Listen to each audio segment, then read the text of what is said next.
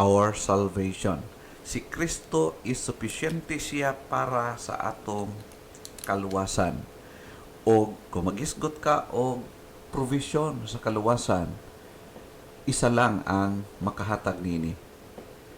The only Jesus nga nagpalansang dito sa cross sa Kalbaryo alang kanato. Christ is sufficient for our salvation. Ang unang rason atong hinumdumon nga atong ginahinay sa pagtanaw, because salvation by work is not acceptable in the sight of God. No? Salvation by work is not acceptable in the sight of God. So kung naay nagapaningkamot para maluwas siya sa iyang sariling buhat o sa iyang pagpaningkamot, ingnon ko ikaw, kung imong tanaon ang Bible, dili ka na mao ang acceptable sa tubangan sa Ginoo. Ikaduha nga atong tan-awon tutukan karon, because Christ's sacrifice is the only complete and perfect. Siya lang ang kompleto o ang perpekto nga sakripisyo nga makahatag og kapasayloan, makahatag og kaluwasan sa tanan nga mutuo ug mosalig diha kaniya sa kinasingkasing gayod.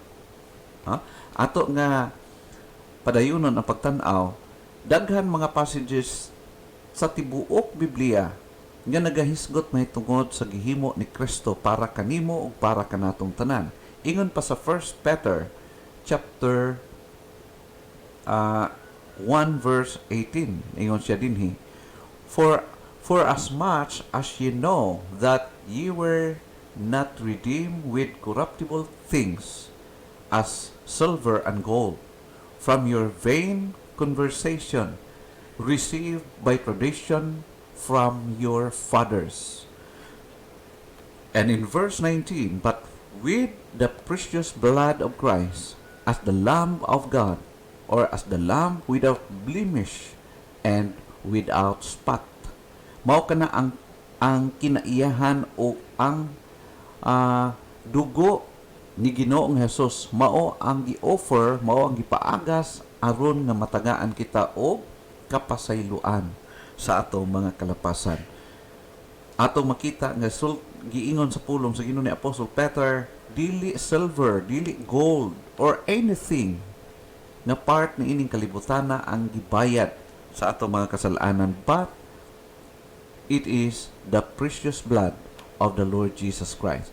Kung imong i-look back ang history, kung unsa ang gisulti gipadayag sa Dios concerning sa kinabuhi nato nga mga tao, dinhi sa Genesis naghisgot siya about sa pagtagna, no? Gisulti sa Dios kanato unsa ang hitabo in the past o unsa ang magakitabo in the future. Ingon siya dinhi sa Genesis chapter 3 verse 15, according sa gisulti, and I will put enmity between you and the woman, and between your seed and her seed.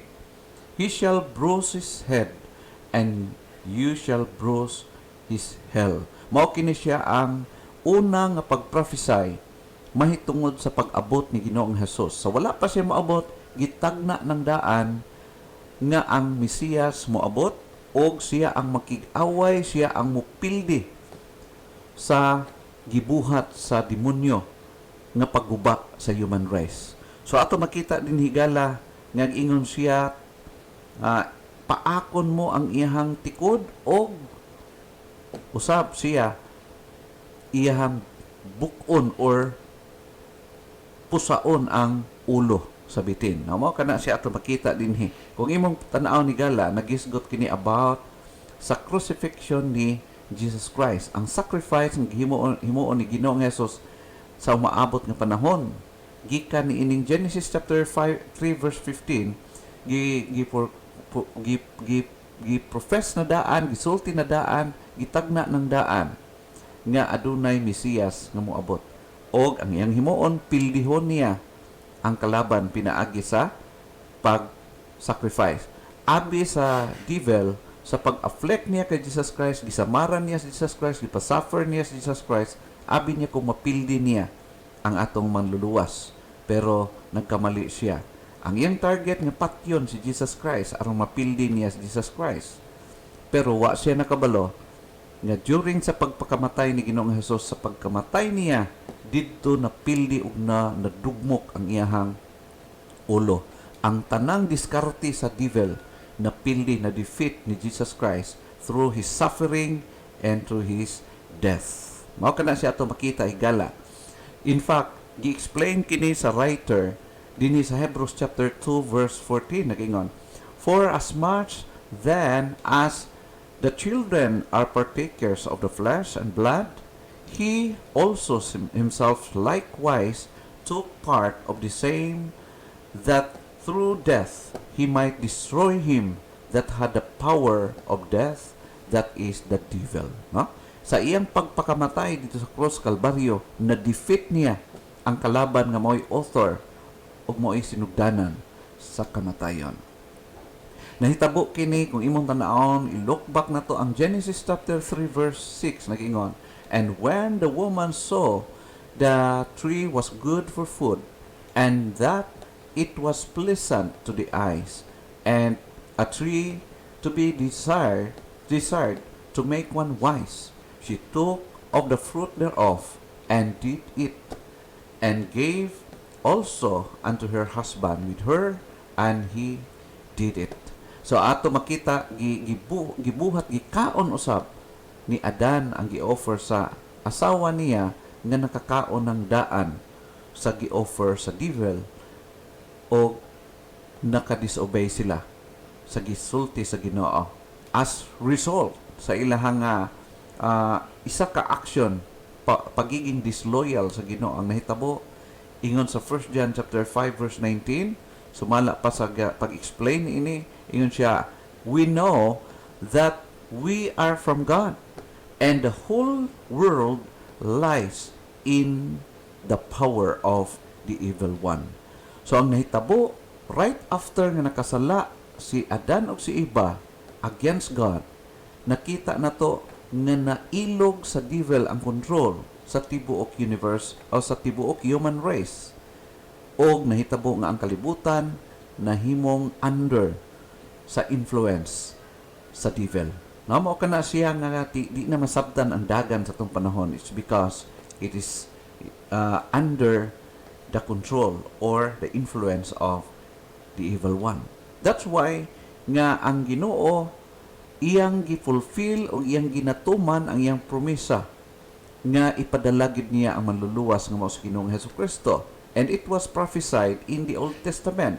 In Isaiah chapter 9 verse 6 nagingon, For to us a child is born, to us a son is given, and the government shall be upon his shoulder, and his name shall be called Wonderful, Counselor, Mighty God, Everlasting Father, Prince of Peace. Mao kini siya ang gi-prophesy during sa time ni Propeta Isaias. Gisulti niya nga mataw, adunay bata nga mataw. Og siya pagatawgon ining mga pangalan, Wonderful Counselor, Mighty God, Everlasting Father, and Prince of Peace. Referring to Jesus, no? Nag-refer siya kay Jesus Christ nga magpakatao. In fact, pag-abot sa New Testament, gisulti dinhi ni Matthew chapter 1 verse 21 nagaingon, She will bear a son, and you shall call his name Jesus, for he will save his people from their sins. So ato makita igala nga ang succession, ang fulfillment sa gipromise sa Ginoo in the Old Testament from the book of Genesis nagakatuman gayod. Huh? So kung imong tan-aw ni gala in Hebrews chapter 7 verse 18 nagingon, For on the one hand and a former commandment is set aside because of its weakness and uselessness. In the Old Testament, makita nato nga ang Dios naghatag siya og commandments, daghan mga ordinansa, daghan mga tulumanon diha sa templo aron nga makuveran, matabunan ilang mga kasalanan. Pero ato makita nga naa siya'y grabe nga mga weaknesses, useless, walay mahimo sa pagpasaylo sa sala sa mga tao. Therefore, ang pag-fulfill sa Ginoo siyang promise aron masulbad ang problema sa tao mahitungod sa kasalanan. Ingon sa verse 19, Hebrews chapter 7, for the law made nothing perfect. Ambot pasabot walay usa nga nahimong perfect sa balaod. But the bringing in of a better hope did, no? By the which we draw nigh unto God. So, adunay mas maayo nga gi-prepare ang Ginoo nga sigurado gyud nga makadala sa tao paduol palapit diha sa Ginoo. Ingon sa Hebrews chapter 10 verse 5 nangingon, wherefore when he cometh into the world, he saith, sacrifice and offering thou wouldest not, but a body hast thou prepared me. Ingon si Jesus Christ. Ato makita ang conversation ni Jesus Christ with the Father. Nagaingon siya, wala ka mahimuot sa mga sacrifices nga gi-offer dito sa halaran. Apan giandaman mo ako sa kalawas nga diin akong gamiton aron akong paagason akong dugo ug matagbaw ikaw, no? As perfect sacrifice. In verse 6 it says, in burnt offerings and sacrifices for sin, thou hast had no pleasure. Wala ka nagakalipay, wala ka nahimuot sa ginahimo sa mga priest in the Old Testament. So ato makita in verse 9, then said he, lo, I come to do thy will, O God. He taketh away the first, referring to the commandments in the past, that he may establish the second. So ato makita mo nang ginatawag og Old and New Testament. Ang New Testament gimarkahan kini sa dugo ni Ginoong Hesus. Mao kana siya ato makita igala, which is the most complete or perfect nga testament nga gihatag sa Dios nga makaluwas gyud sa mga tao. According sa Hebrews chapter 10 verse 10 nag-ingon, by the which will we are sanctified through the offering of the body of Jesus Christ once and for all. So ang sakripisyo nga gihimo ni Ginoong Hesus only nahitabo kadto once. Dili na siya mag-offer ug usab siyang lawas aron pagpasaylog mga sala. Tungod kay ang iyang offering mao kadto ang kompleto perfect offering nga makapasaylo ug makahatag og sulbad sa problema sa tao nga mao ang kaluwasan siyang kalag. Ingon siya din through the offering of the body or through the offering of the body of Jesus Christ once and for all. So, gikan sa pag-offer ni Jesus Christ para natos tanan hangtod sa katapusan niini nga kalibutan. Ingon sa verse 11, ug ang tagsa-tagsa sa kasaserdote sa pagkamatuod nagatindog sa matag adlaw nga nagaalagad o nagahalad sa masubsob sa maong mga halad nga dili gayod makapala sa mga sala. So ato makita igala nga ang Old Testament mga orders or mga tulumanon nga ilang gihimo in the Old Testament dili gyud actually makawagtang sa sala. Temporary lang to nga mga offerings aron nga dili sila silutan ang tao sa Dios, waiting for the perfect and complete sacrifice of His Son, the Lord Jesus Christ. Mao na siya ingon siya rin nga dili gayud makapala sa mga sala.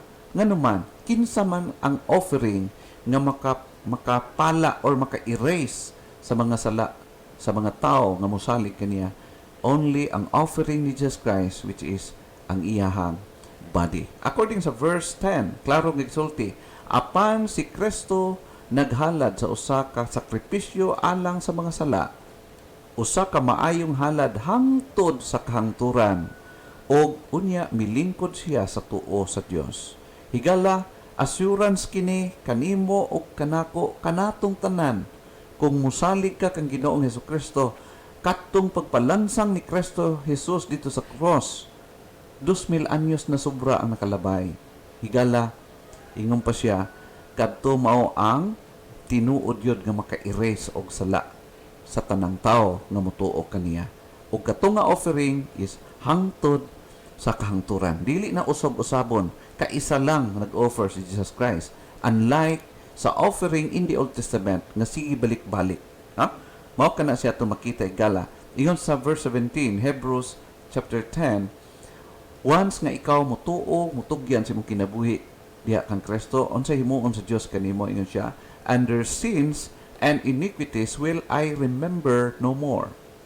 In verse 18, now where remission of sin is, there is no more offering for sin. Wala na'y halad pa nga makapasaylo og sala, wala na'y lain pang pwede himuon ang tao in order nga ma-forgive siya sa iyang kasalanan tungod kay perfect na ang offering, sacrifice ni Jesus Christ. In Hebrews chapter 5 verse 9, ingon siya, and being made perfect, He became the author of eternal salvation and to all them that obey Him. Okay? So, nahimo siyang author of eternal salvation. Kaluwasan nga walay katapusan, kaluwasan nga dili na mawala sa tao nga sa diyang mutuo siya ug mutugyan sa iyang kinabuhi kang Kristo, maangkon niya ang eternal salvation, kaluwasan nga dili na mahatagbawi, dili mawala sa iyaha. Ingon pa si Apostle Pablo sa Galatians chapter 2 verse 20, ingon siya, I am crucified with Christ, nevertheless I live, yet not I, but Christ liveth in me. And the life which I now live in the flesh, I live by the faith of the Son of God, who loved me and gave Himself for me. So, mao ka na ito makita kay Jesus Christ. Si Apostle Paul, aduna siya clear understanding concerning kung unsa ang gihimo ni Kristo siyang kinabuhi the moment sa dihang misalig siya kang Kristo. Na ilhan niya, nasabtan niya that Christ loved him so much and Christ gave Himself for him. Og the same pod kanimo kanako igala. If you believe Jesus, if you trust Him, then ma-experience ni mong giingon ni Apostle Pablo. In fact, ingon si Apostle Peter, again, ingon siya dinhi, for as much as you know that you were not redeemed with corruptible things as silver and gold, wala ta giluwas sa silver or gold, from your vain conversation received by tradition from your fathers. In verse 19, but with the precious blood of Christ, as of the lamb without blemish and without spot. It is the precious blood of the Lord Jesus Christ. Ingon sa Romans chapter 5 verse 8, but God commendeth His love toward us, in that while we were yet sinners, Christ died for us. Wala tagi pakamatyan ni Kristo kay buutan kita. Maayo kita, we are good. Christ died for us while we are sinner because He loves us. Now, ingon pa sa John chapter 19 verse 30, during the time nagbitay siya sa cross, ang sa ingon niya, when Jesus therefore had received the vinegar, He said, it is finished. And He bowed His head and gave up the ghost. The word, it is finished. Ang say, but pasabot. Meaning to say, Jesus said, it is complete and perfect. But pasabot higala, kung complete na gani, perfect na gani, wala na'y dapat idagdag. So, kung ikaw higala mo tuo, mo salig kay Kristo, imo siyang saligan nga imong manluluwas karon, itugyan nimo imong kinabuhi kay Kristo. Ang salvation nga ihatag sa Dios kanimo is buo, dili half.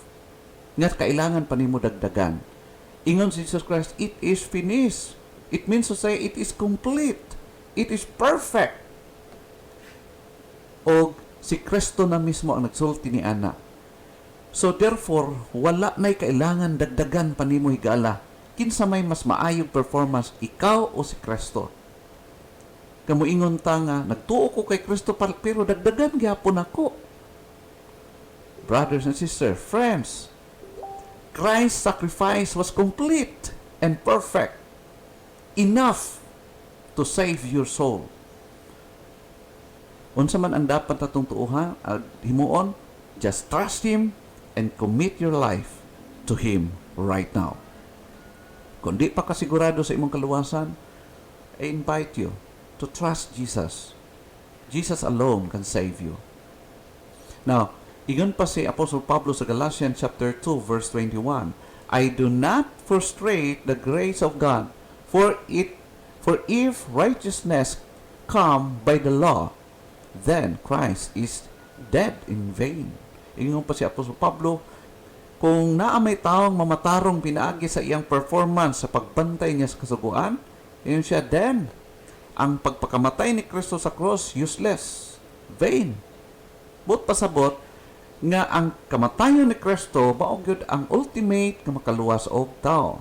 Therefore ingon si Apostol Pablo in verse 21, wala ko isalikway ang grasya sa Dios, kay kun ang tao isipon sa Dios nga matarong pinaagi sa balaod, nagkahulugan kini nga nakawang lamang ang kamatayon ni Kristo. Kung kaya ra man da iluwason sa tao iyang sala, iyang kinabuhi gikan sa sala, kaya ra man da siya maligtas, useless ang pagpakamatay ni Kristo. Dili na magpakamatay si Kristo kung naalay tao maluwas sa iyang sariling paningkamot. Friends, why can we say that Christ is sufficient for our salvation? It's because salvation by work is not acceptable in the sight of God. And number 2, Christ's sacrifice is the only complete and perfect sacrifice that can save your soul. What to do? Trust Him now. Commit your life to Him. Saligi si Kristo. Ayaw pagduha-duha. Tuuhi nga si Kristo perfect siya. Kompleto ang iyang sacrifice para maangkon nimo ang kaluwasan. Daghang salamat sa iyong pagpapinaw, higala. I hope and I pray that God will continue to bless, to touch your heart, your mind, and may God give that kind of faith, a saving faith, diha sa imong kasing-kasing.